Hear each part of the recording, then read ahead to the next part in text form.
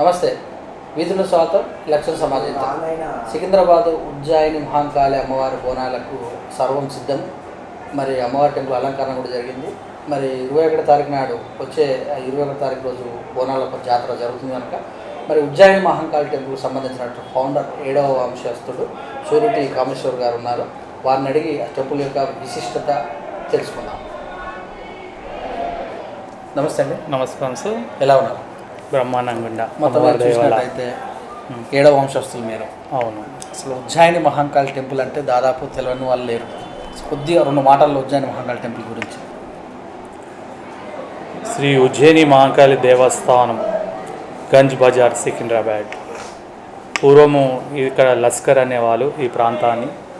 So మా తాతగారైన సుర్టి అప్పయ్య ముదిరాజు గారు as a army soldier. అయినా ఆర్మీ సోల్జర్. ఓకే. సో ఆయన ఉద్యోగరీత్యా అతన్ని మధ్యప్రదేశ్లో ఉన్న ఆ ఏరియాకి పంపడం జరిగింది. మనం అండర్ బ్రిటిష్ గవర్నమెంట్ అండర్లో ఉన్న వాళ్ళం. బ్రిటిష్ గవర్నమెంట్ ఉండేది.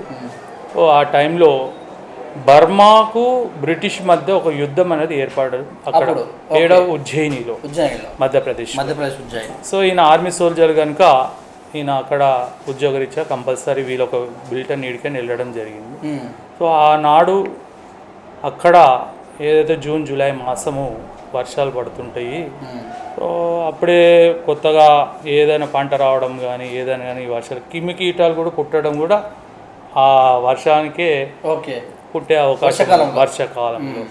సో ఆ టైంలో అక్కడ కలరా వ్యాధి అనేది వ్యాపించడం జరిగింది. కలరా అంటే ఇప్పుడు గత్తర్ అంటారు, వేరే వేరే అంటారు. ఆ రోజులలో మందులు అనేటివి లేవు. ఓకే. సో ఆ ఒక్క కలరా వ్యాధి వచ్చిందంటే ఏకంగా దాదాపు మరణం కిందనే మనం భావించాల్సి వస్తుంది.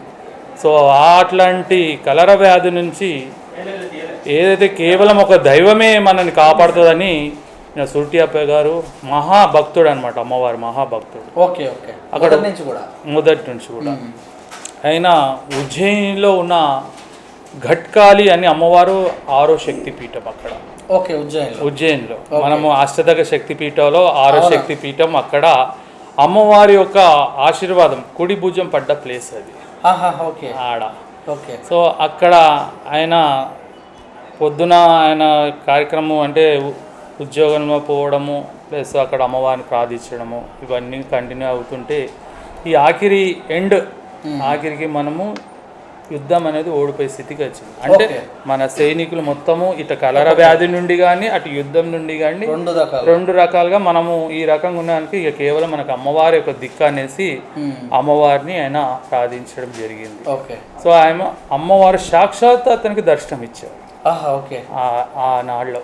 దర్శనం ఇచ్చేసి ఏందనే వరకు ఆయన చెప్పుకున్న మొర ఆలకించేసి ఇమీడియట్గా ఆ రోగం నుండి విముక్తులమయ్యి ప్లస్ యుద్ధం కూడా గెలవడం కూడా జరిగింది. సో 100% ఆయన అమ్మవారు ఒక ఏ రూపంలో అయితే ఆయన కొలిసాడో ఒక ఆడికైతే మనం అమ్మవారిని అయితే ఎట్లా తీసుకురావాలన్నా అమ్మవారే ఆయనకు చెప్పడం జరిగింది. ఒక కుంకుమ బర్నీలో అమ్మవారి కుంకుమని తీసుకురావడం జరిగింది. ఆ రోజు 1813వ సంవత్సరంలో ఇక్కడ మనం సికింద్రాబాద్లో ఉన్న ఈ యొక్క గంజ్ బజార్ అంటే ఇప్పుడు రెజిమెంటల్ బజార్ గంజ్ బజార్ అంటారు. సో వీడికి తీసుకురావడం జరిగింది అప్పట్లో. సో ఆడికి వచ్చి ఏ రూపం అయితే అమ్మవారు సాక్షాత్తు దర్శనం ఇచ్చిందో అదే రూపంలో ఈయన ఒక శిల్పి కాదు, ఈయన ఒక ఆర్టిస్ట్ కాదు, ఒక ఆర్మీ సోల్జర్. అయితే ఆయన ఉల్లి పట్టడం కూడా తెలియదు. చాలా శిల్పిలు కానీ ఈయన ఒక గన్ను కొట్లాడడం తప్ప వేరే లేదు. సో ఆనాడు ఏకంగా అమ్మవారిని ధ్యానం చేసుకొని ఏ రూపమైతే అమ్మవారి కనుక దర్శనం ఇచ్చిందో కళ్ళు మూసుకొని ఆ రూపంని చెక్కడం జరిగింది ఒక చెక్క విగ్రహంలో. ఆ చెక్క విగ్రహం చెక్కి ఇక్కడ అమ్మవారికి ఉజ్జయిని అనేది మధ్యప్రదేశ్ క్యాపిటల్. సో ఉజ్జయిని మహాకాళేశ్వరుడు అక్కడ కూడా మన 12 జ్యోతిర్లింగాల్లో ఒక జ్యోతిర్లింగం. సో కాళీ. సో ఉజ్జయిని మహాకాళి. అందరు మహాంకాళి అంటారు, అది తప్పు. మహాకాళి, మహాకాళేశ్వరుడు, మహాకాళి ఇద్దరు భార్య భర్తల కింద ఉంటారు కనుక ఉజ్జయిని మహాకాళి నామకరణం చేసి ఇక్కడ పూజ గురించి మొదలు పెట్టాడు ఆయన స్థాపించి. సో అప్పుడు మనకు కంపల్సరీ దేవాలయం అయితే నీరు అన్నది కంపల్సరీ మనకు కావాలన్నప్పుడు ఇక్కడనే ఇప్పుడు యాప చెట్టు దగ్గర ఒక బావి తవ్వించడం జరిగింది ఆ రోజుల్లో. తవ్విస్తే దాంట్లో మాణిక్యాల దేవి అనేది దర్శనం ఇచ్చారు. ఇప్పుడు అమ్మవారికి ఈ అమ్మవారు దర్శనం ఇచ్చారు అంటే బావిలో దొరికడం జరిగింది అన్నమాట. సో అమ్మవారి మాణిక్యాల దేవి అని నువ్వు ఎట్లా అంటారు, అమ్మవారు ఏ పేరు అని అంటారు. సో ఇమ్మీడియట్గా అప్పుడు 6 ఏళ్ల బాలికకు ఒక పూనకం అనేది వచ్చింది. అప్పుడు ఆ స్పాట్లో అమ్మవారు వెళ్ళంగానే నేను మాణిక్యాల దేవిని, నేను తెలంగాణ ఒక అమ్మవారిని, ఇక్కడ నన్ను స్థాపించండి, నా అక్క కుడి భుజం పక్కకు నన్ను స్థాపించండి, మేము అందరినీ చల్లగా చూస్తా అని ఆ ఒక్క బాలిక ద్వారా మనకు భవిష్యం అని చెప్పడం జరిగింది. సో అదే మాదిరి అమ్మ ఒక కోరిక అనుసారము ఆ అమ్మవారిని పెట్టడం జరిగింది. సో దాని తర్వాత ఏదైతే ఇప్పుడు ఇక్కడ తెలంగాణలో ఒక సాంప్రదాయము, ఒక కట్టుబాట్లు, ఒక నియమాలు, కొన్ని ఆచారాలు అనేది సుట్టి అప్పయ్య గారి చేత ఇక్కడ కొన్ని పెట్టడం జరిగింది. ఇప్పుడు అమ్మవారికి మెయిన్ ఒక ముత్తైదుగా అంటే పసుపు కుంకుమ చాలా ఇంపార్టెంట్, ప్లస్ యాపాకు, ఇవన్నీ కూడా కిమకీటకాలని సవరించే గుణాలు ఆ మూలికలో ఉన్నాయి. ఫస్ట్ ఎందుకంటే కలరా వ్యాధి అంటే ఇప్పుడు జనరల్గా ఇప్పుడు కూడా మనము వర్షకాలం చూసినా కానీ ఒక వేడి నీళ్ళలో ఇంత పసుపు వేసుకొని తాగినా కానీ ఎన్నో రోగాలు పోతాయని కూడా సైంటిస్ట్లో కూడా తేలింది.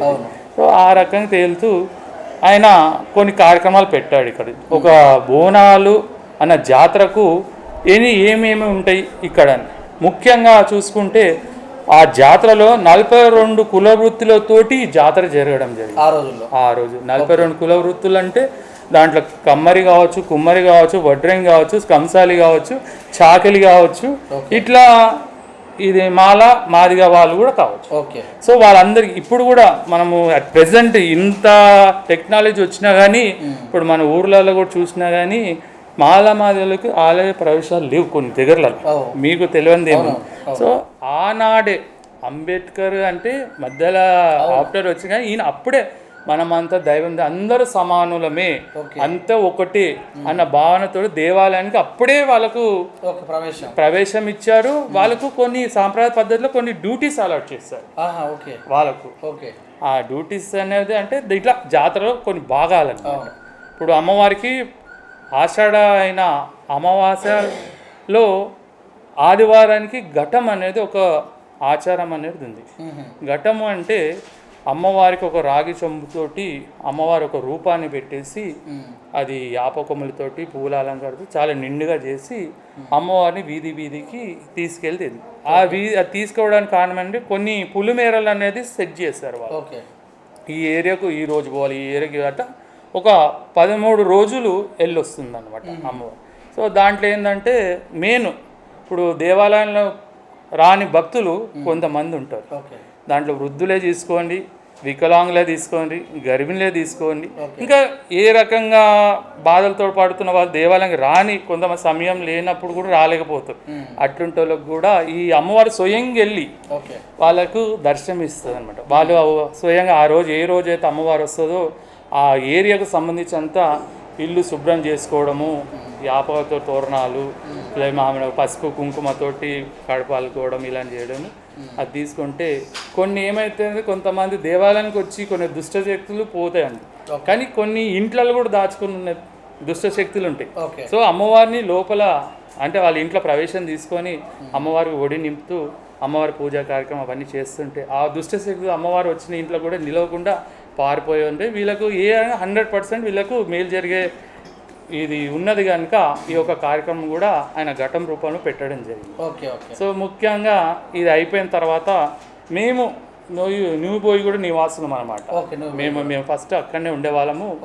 మాకు అమ్మవారు ఒక ఆడపడుచు అనమాట. ఒక ఆడపిల్లకు ఏ రకంగా అయితే సాంప్రదాయ పద్ధతులు ఏమైతే చేస్తామో ఆ ఒక పాటిస్తాం అనమాట. అంటే మేము అక్కడ అమ్మవారి వాళ్ళ అమ్మ అంటే మారమ్మ అనేసి మేము ఒక దేవాలయం నిలుపుకున్నాం నువ్వు పోయిగూడలో. సో ఆ రోజు అంటే ఈ యొక్క జాతర జరిగే 2 రోజుల ముందు అంటే శుక్రవారం రేపు శుక్రవారము వాళ్ళ అమ్మవారి ఇంటికి వెళ్తుంది అనమాట. పోయేసి అక్కడ అమ్మ దగ్గర ఒడి నింపుకొని మొత్తం అక్కడ ఉన్న బోయిగూడ నివాసులకు అందరికీ దర్శనం ఇచ్చి వారి కోరికలు తీర్చి వస్తుంది. నేను ఈ అందరికీ చెప్పుకుంటాను అనమాట. ఇప్పుడు చాలామంది అంటారు 7 అక్క చెల్లెలు ఒక తమ్ముడు అని కూడా మన అందరి నాలుకలో నానుతుంటుంది. సో ఈ అక్క చెల్లెలు అనేది ఈమె మొదటి కూతురు కనుక పెద్ద ఆమె కనుక ఇప్పుడు ఏ రకంగా చూసుకున్నా దశమ దగ్గర చూసుకున్నా పార్వతి కూడా పెద్ద ఆమె అన్నట్టు కూడా మనం అంటాం కనుక ఆ పార్వతి రూపమే ఇక్కడ ఉజ్జయిని అనమాట. ఉజ్జయిని మహాకాళి అనమాట. సో ఆ రకంగా చెప్పుకుంటా ఇది చేసుకుంటూ వచ్చేసి వాళ్ళకు కూడా నేను జాతర జరిపించుకుంటా మీరందరు రావాలి అని ఒక కాన్సెప్ట్ అనమాట. దాంతో పోయేసి అమ్మకు కూడా నేను జాతర చెప్పుకుంటున్నామ్మా మీరు కూడా జాతర రావాలని అట్లా ఇన్వైట్ చేస్తూ భక్తులకు కూడా అందరికీ కోరికలు తీస్తూ అదొక కార్యక్రమం అంతవరకు పెట్టారు. నెక్స్ట్ వచ్చేసి జాతర. ఈ జాతరలో మెయిన్ చూసుకుంటే భవిష్యవాణిలో అమ్మవారి ఒక అంటే వివాహత అంటే పెళ్లి కానీ ఒక ఆడపడుచుతోటి అమ్మవారి ఒక భవిష్యవాణి చెప్పడం జరుగుతుంది. అంటే పచ్చికుండ అంటే మనం జస్ట్ ఇట్లా ముట్టుకుంటేనే పలిగిపోయే అంత అంటే దాన్ని కాల్చకుండా తీసుకొస్తారు. దాని మీద అంత బరువు గల్ల ఒక తల్లి ఒక అమ్మగా కొలుస్తాం కనుక ఆ తల్లిలో పడి ముందుకు జరగబోయే ఏదైతే ఉంటాయో అది ఆపదలు కానివ్వండి ఇంకో రకంగా ఏ రకంగా ఉన్న ప్రశ్నలకు ఆమె కరెక్ట్గా సమాధానం చెప్తూ అదొక కార్యక్రమం అనేది ఉన్నది. దాంట్లో ఇప్పుడు జలకడవ అనుకోండి 1000 గంటల కుండ అనుకోండి 1000 గంటల కుండ అంటే అమ్మవారికి 1000 కండ్లని కూడా అంటారు. సో దాని కాన్సెప్ట్ 1000 హోళ్ళతోటి అమ్మవారికి గండ దీపంతో మన వీళ్ళు బలి చేసే వాళ్ళు ఉన్నారు వాళ్ళ ద్వారా తీసుకురావడం జరుగుతుంది. ఇప్పుడు జలకడవ అనుకోండి జలకడవ అనేది ఒక గౌడ్స్ వాళ్ళు దేవాలయానికి ఇస్తారు. చాకలి వాళ్ళు అదొకటి తీసుకొచ్చి మనకు సమర్పిస్తారు. ఆ గౌడ్స్ ఇచ్చేది ఏంటంటే అమ్మవారికి జర మత్తు పానీయాలు అనేది సమర్పించడం జరుగుతుంది. దాంట్లో కళ్ళు అనేది ఇవ్వడం జరుగుతుంది. సో కళ్ళుకు దానికి ఏంటంటే పొద్దున గౌరంగం అనేది పోతురాలతోటి ఒక ఇది ఉంటుంది. అంటే అమ్మవారి చుట్టూ ఏదో దుష్టశక్తులు ఏమైనా పాకినా కానీ పోతురాజులు తరిమి కొట్టే ఆ కార్యక్రమం అన్నమాట. ఆ కార్యక్రమం ఉగ్ర రూపంలో అప్పుడు పోతురాజులు ఉంటారు కనుక వాళ్ళు వచ్చిన దానికి శాంతింపజేయడానికి జలకడ అనేది వాడడం జరుగుతుంది.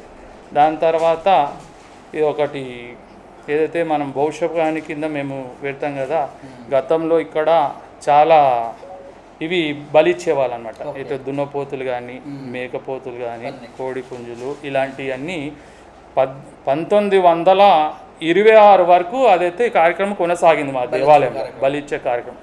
సో దానికి ఇప్పుడు దక్కన్ మానవ సేవా సమితి అనేది ఒక ఆర్య సమాజ్ అనేది 1926లో మన పీఠాధిపతి వారు ఏదో సరస్వతి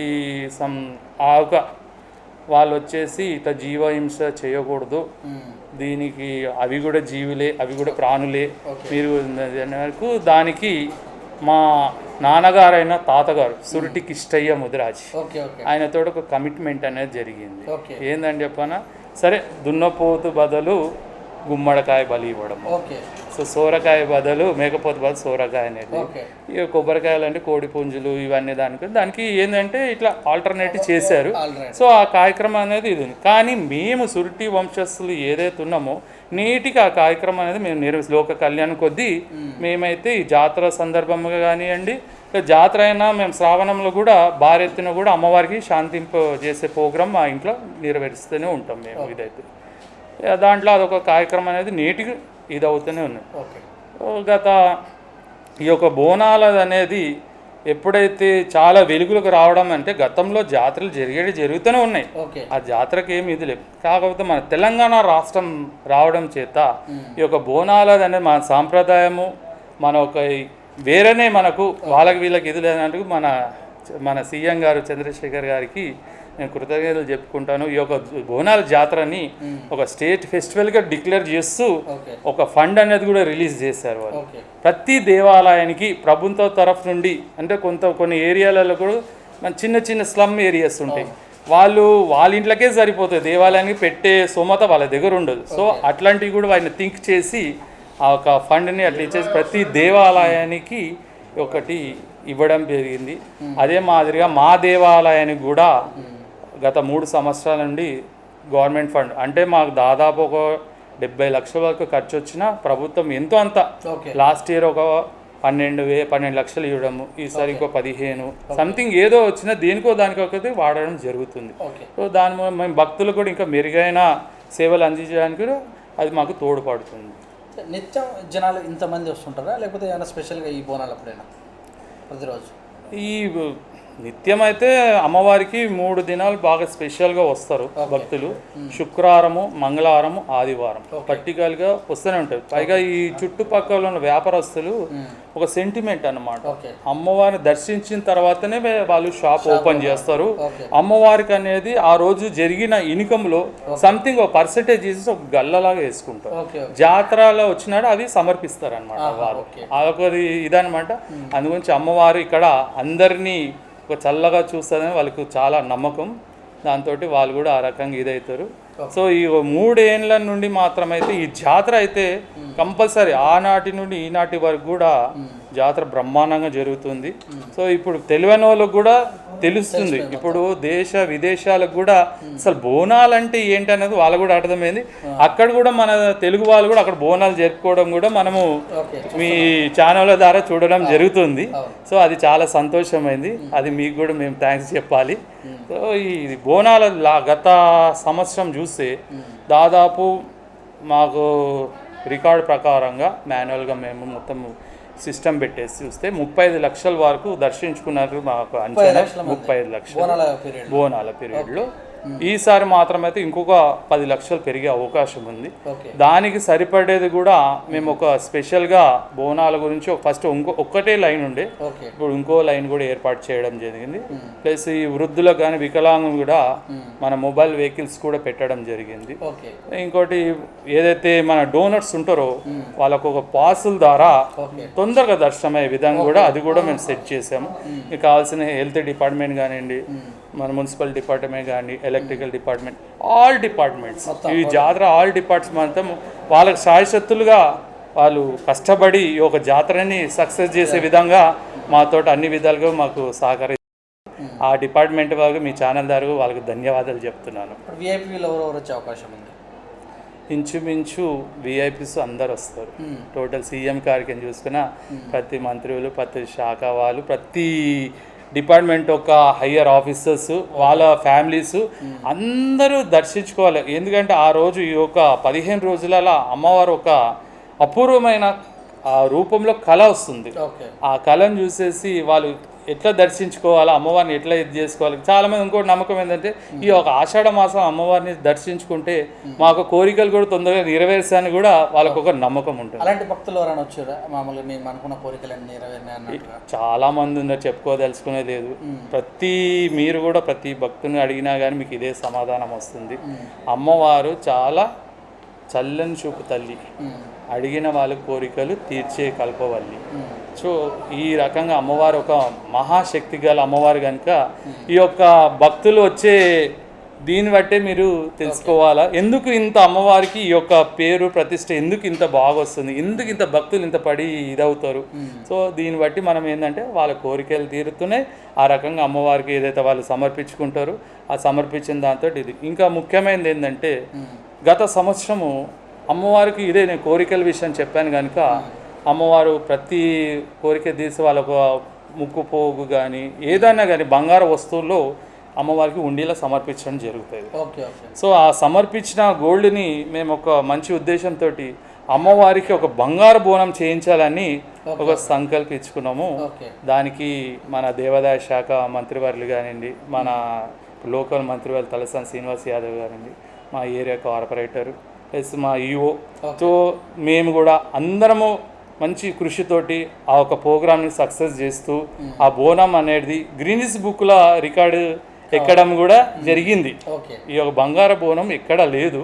సో అది కూడా రికార్డు మేము సాధించాము. సో ఇదొక భక్తుల ఒక క్రెడిట్. గవర్నమెంట్ పరంగా మాకు ఇంత కూడా మాకు బంగారం రాలే, భక్తులు సమర్పించిన బంగారంతోటే మేము ఒక బోనంని చేయడం జరిగింది. అంటే ఇది ఒక బోనంలో భక్తుల యొక్క అందరు ఒక షేర్ అనేది ఉండడం అనేది కొద్దిగా గ్రహించుకోవాలి. అయితే ముఖ్యంగా ఇంకా ఇప్పుడు ఈ 3 రోజులలో అమ్మవారి అలంకరణ ఎలా ఉండబోతుంది? అంటే డైలీ సపరేటా లేకపోతే అయ్యగారులు వేరెవరు ముఖ్యులు ఎవరెవరు వచ్చే అవకాశం ఉంటుంది అలంకరణ విషయంలో? ఈ యొక్క అలంకరణలో మేము గత ఒక 6-7 సంవత్సరాల క్రితము శాకాంబరి అనే అలంకారం కూడా పెట్టడం జరిగింది అమ్మవారికి. శాకాంబరి అంటే అన్నపూర్ణ. సో అన్నపూర్ణ అన్నకు ఆ ఒక అలంకరణ కూడా, ఎందుకంటే నేను చెప్పాను కదా ఈ యొక్క కాలంలోనే మనకు కొత్త పంట రావడము, కొత్తగా ఇవి చేయడం అవన్నీ ఉంటాయి కనుక అవి కూడా ఆ రూపంలో అమ్మవారికి సమర్పిస్తే ఆ ఒక క్రిమికీటకాలు నశించి అందరు పిల్లలు జల్లలు అంతా ఆరోగ్యంగా ఉంటారని మా ఒక్కొక్క అది మేము చేయడం జరిగింది. అప్పుడప్పుడు మూసీ నది పొంగినప్పుడు కూడా మరి నిజాం రాజు అమ్మవారికి బోనం సమర్పించారనే కథ కూడా వచ్చింది. అది తప్పండి. అది మూసీ నది పొంగడం వాస్తవం. అయితే నవాబు రాజు అనేది, ఎందుకంటే అది ఎన్నటికీ ఆగపోతే అసలు పోతే నవాబ్ అంటే ముస్లిం, మనం హిందువులం. ఆయనకు అన్నీ ఒక వాళ్ళతోటి చాలా ఇది ఉందన్నమాట. అందరినీ సమానంగా చూసే స్వభావం గుణవాళ్ళు అది నవాబ్ గారు. సో దానికి ఎవరో ఇట్లా వేద పండితులు ఇట్లా చెప్పారు, అయ్యా ఇది మీ ద్వారానే, ఎందుకంటే మీరు నవాబులు ఇప్పుడు రాజులు కనుకనే అది మీ ఏదొక ఏరియా అనేది ఉందో దానికి అమ్మవారు మీ ద్వారా సమర్పిస్తేనే బాగుంటుంది అనేసి అన్నారు. ఇంకోటి అసలు నాకు తెలిసిన మా అమ్మమ్మ చెప్పింది, అదేదో గర్భిణి ఒక స్త్రీని బలిస్తే ఇది ఉంటుంది అనేసి, ఇంకోటి ఇది అనేసి అనే వరకు ఆయన అంటే ఆయన రాజు ఇచ్చేది ఏదో నేను ఇస్తా, దానికి ఆల్టర్నేట్ ఏమన్నా చూడండి అని చెప్పడం జరిగింది వాళ్ళతో. సో వాళ్ళు ఏం చేశారంటే ఆయనకున్న బొటమనేలుని దాన్ని మీరు ఇది చేస్తే దానికి అమ్మవారికి సార రూపంలో చీర, గాజులు, బంగారము, నవరత్నాలతోటి ఆయన ఒక దాన్ని బంగారు చాటని ఆ ఒక గంగలో సమర్పించి ఆయన ఒక బలి కంపల్సరీ. కానీ అప్పుడు ఆయనది ఆ రకంగా ఉన్నందుకు ఆయన ఒక ఏల్ని బొట్టమేల్ని అది ఇవ్వడంతో అది ఒక మూసీ నది అనేది శాంతి పడడం జరిగింది. ఇది మా అమ్మమ్మ చెప్పింది, నేను మీకు చెప్తున్నాను. ఎందుకంటే ఆయన ఇప్పుడు దాదాపు ఒక 90 సంవత్సరాలు ఉంటుంది. సో ఆయన ఆ పీరియడ్లో ఆయన కళ్ళారా చూసింది కనుక అది నేను చెప్పగలుగుతాను. అయితే ఇప్పుడు వారసులే కొనసాగుతున్నటువంటి మీరు, మీ పరిస్థితులు ఎలా ఉన్నాయి మరి అమ్మవారి చలవ?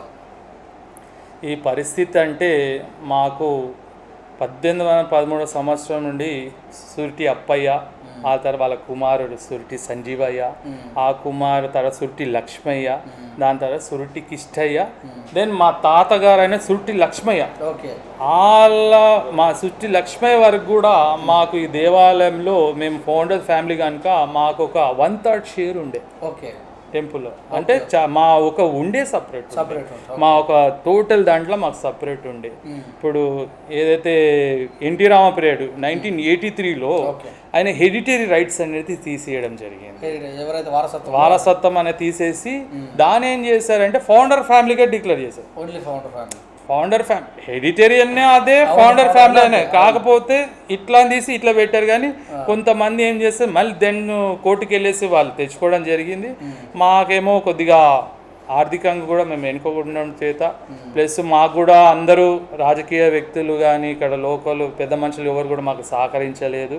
సో మేము ఆనాటి నుండి కూడా సుట్టికి ఇష్ట పీరియడ్ అప్పటిసంది కూడా నేటి మేము వరకు కూడా ఇంకా కోర్టులలో మేము కేసుల మీద ఉన్నాయి.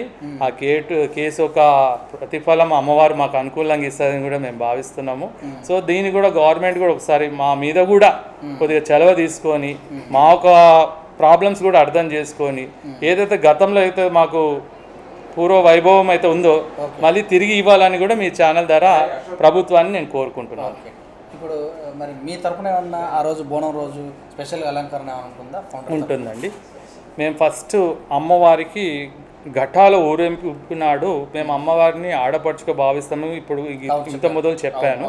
సో ఆనాడు మేము ఇంటి నుండి పసుపు కుంకుమ, అమ్మవారికి చీరలు, సారలు, మొత్తము 5 రకాల నైవేద్యాలు, 5 రకాల పండ్లు ఏదైతే ఆడపిల్లకు మేము సమర్పిస్తామో ఆ రకంగా మేము పొద్దున మా టోటల్ సురిటి వంశస్థులం మేము మొత్తం అందరం ఫ్యామిలీ మెంబర్స్ అందరం వచ్చి కలిసి ఇక్కడ స్వయంగా మేమే బలిస్తాం. ఇప్పుడు దున్నపోతునికి బలిస్తుండే అప్పుడు ఆ రకంగా ఉండే మేము స్వయంగా అమ్మవారికి బలిచ్చి ఆ ఒక సారిని అమ్మవారికి సమర్పించిన తర్వాతనే ఈ ఆషాఢ ఒక జాతర అనేది మొదలవుతుంది. Okay okay. సో అందరు భక్తులు కూడా మేము సమర్పించిన తర్వాతే ఏదైతే అమ్మవారికి ఒడి నింపడం కూడా జరుగుతుందని కూడా అది మీ ఛానల్ ద్వారా కూడా నేను తెలియపరుచుకుంటున్నాను. సో దాని తర్వాత ఇప్పుడు జాతరలో ఏదైతే ఇప్పుడు మా అత్తయ్య గారు ఉన్నారు లక్ష్మి గారు అనేసి బ్రహ్మగడియలో ఏమవుతుందంటే ఈ స్వయంగా అమ్మవారికి నైవేద్యం వండి ఆయన స్వయంగా ఇది చేసుకొని ఆయన తీసుకొని బ్రహ్మగడియలో అంటే బ్రహ్మగడి అంటే మీకు తెలిసి ఉండొచ్చు 4 లోపల 3 నుండి ఆ లోపలనే అమ్మవారికి మేము స్వయంగా గర్భాలయంలో మా ఒక బోనం అనేది సమర్పించడం జరుగుతుంది. మిత్త ఎవరి అయినా సరే మాతంగేశ్వరి దేవాలయం దగ్గరనే సమర్పించడం జరుగుతుంది.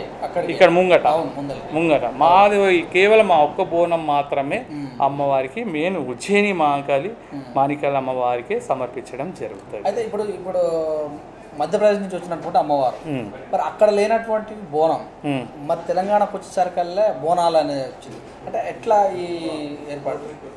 అదే చెప్తున్నాను కదా, ఇదంతా అమ్మవారు ఏ రకంగా కొలిస్తే ఏ రకంగా సమర్పిస్తే ఏ రకంగా ఇదవుతుంది అనేది ఆయన సాక్షాత్తు అమ్మవారు దర్శనం ఇచ్చింది కనుక ఆ సురుట్టి అప్పయ్య గారికి మనము మొక్కాలి.